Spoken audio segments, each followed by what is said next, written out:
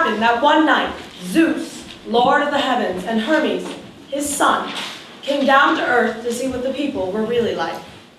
They disguised themselves as two old beggars, ragged and filthy, stinking and poor. They knocked on 1,000 doors. Hello, do you have any spare? Get out of here! Get out of here! I work hard for my money! And 1,000 doors were closed upon them.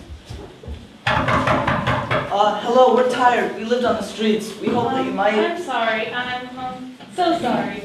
Sorry. At last, they came to a little hut on the outskirts of town. Don't bother knocking here. We've knocked on houses of all kinds. The houses of people with plenty to spare. Whoever lives here obviously has nothing. We've come all this way. Let's give it a try all the same. This is hopeless. Let's just go home. Poor strangers! Philemon, there are guests at our door. Hello. We are strangers to these parts. We've lost our way and... Balthus, why are you just standing there? We must bring our guests inside. Do you know us? Yes, of course. You do? Yes. And who are we? Why, you are children of God. Come in, come in. The two mortals, satisfied their disguises had not been seen through, entered the house, lowering their heads to fit through the door. No, don't sit on the floor. Sit on chairs, as quality people do. Philemon ran to get another chair. Balthus fetched 2 pieces of cloth to pad the strangers so they might rest easy.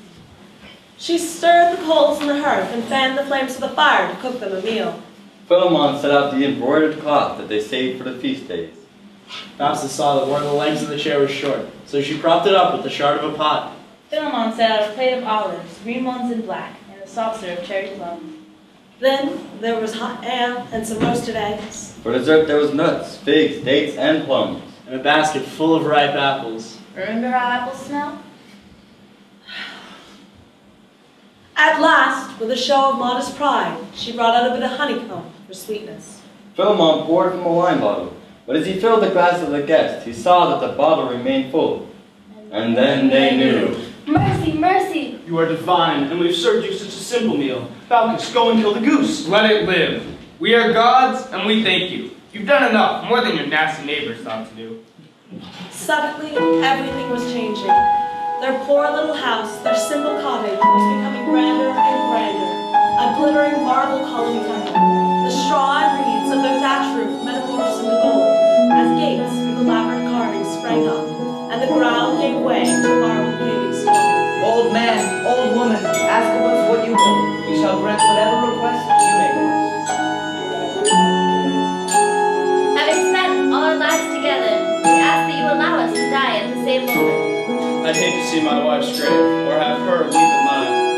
The gods granted their wish. Arrived at a very old age together, the two that had once been their modest doorway, and now was a grandiose facade. And Balthus noticed that her husband was beginning to put forth leaves, and he noticed that she, too, was producing leaves and bark. They were turning into trees. They stood there, held each other, and called before the bark closed over their mouths. Farewell.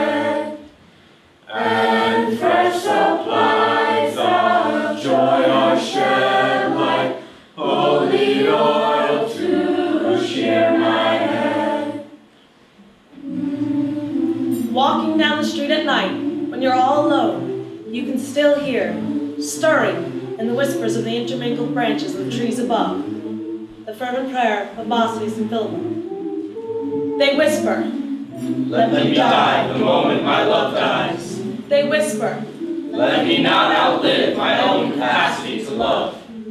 they whisper, Let me die still loving, and so never die.